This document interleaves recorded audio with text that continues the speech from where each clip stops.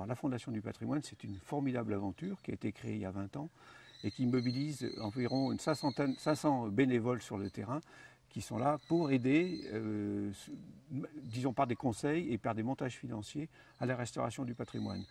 Donc ici, la Fondation du patrimoine finance des opérations de façon sur un triptyque qui est ainsi. Il y a du mécénat populaire, c'est-à-dire les populations, les habitants de la région qui se mobilisent pour ce projet, font des dons qui sont défiscalisables, impôt sur le revenu ou ISF. Les entreprises, nous avons la prétention de créer un club d'entreprises mécènes qui vont se mobiliser aussi par des dons ou par des dons en nature, et puis également des mécènes nationaux, et enfin les collectivités locales, conseils régionaux, mairies. Donc ce financement triptyque, c'est ça la réussite de la Fondation du patrimoine, et donc ça permet de faire à peu près 700 à 800 souscriptions en France par an.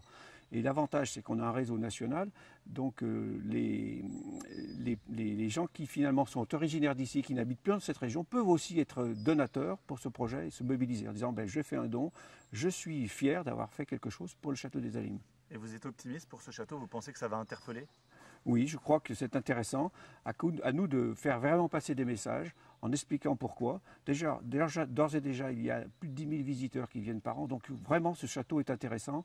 Je crois que pour les gens qui habitent dans la région, mais également pour les touristes, c'est une force pour la France d'avoir des châteaux forts comme ça qui sont en état. Et puis il y a toute une histoire magnifique à expliquer entre la France et la Savoie et ce qui s'est passé donc dans les temps anciens. Le fait de faire appel à la Fondation du patrimoine pour la municipalité, c'est aussi un peu le problème du manque d'argent dans les caisses des collectivités et de l'État. C'est-à-dire qu'aujourd'hui, on ne peut plus attendre de tout de l'État. Donc il faut qu'effectivement les gens se prennent un peu en charge. Et donc c'est une façon c'est un réseau national qui a toutes les garanties justement des dons qui seront bien fléchés. C'est-à-dire que quand vous faites un don pour les châteaux des Alimes, vous avez la garantie que ça ira sur le château des Alimes. La Fondation du patrimoine ne garde que 3% aux frais de gestion.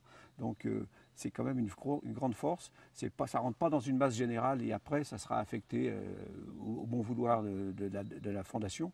C'est vraiment tout don que vous ferez sera affecté au château des Alimes. Et pour les personnes qui font appel à vous, c'est la garantie aussi d'avoir déjà, comme vous le dites, un réseau. Il y a des grandes entreprises qui... Oui, par exemple, nous avons... Pour le on ne citer. va pas forcément les citer. Oui, mais... enfin, on a des grandes entreprises nationales qui sont autour de table de la Fondation du patrimoine et qui nous donnent une partie de leur enveloppe annuelle de mécénat, à nous de la gérer. Donc ils font des appels à projets chaque année et nous allons proposer, bien entendu, le château des Alimes pour qu'il puisse être primé par une entreprise. Et puis éventuellement par d'autres concours, parce qu'il y a des concours aussi, il y a plein de choses qui sont possibles. Je crois qu'aujourd'hui, compte tenu de l'investissement, il faut mobiliser tout le monde pour ce projet, donc toutes les sources possibles et imaginables de financement.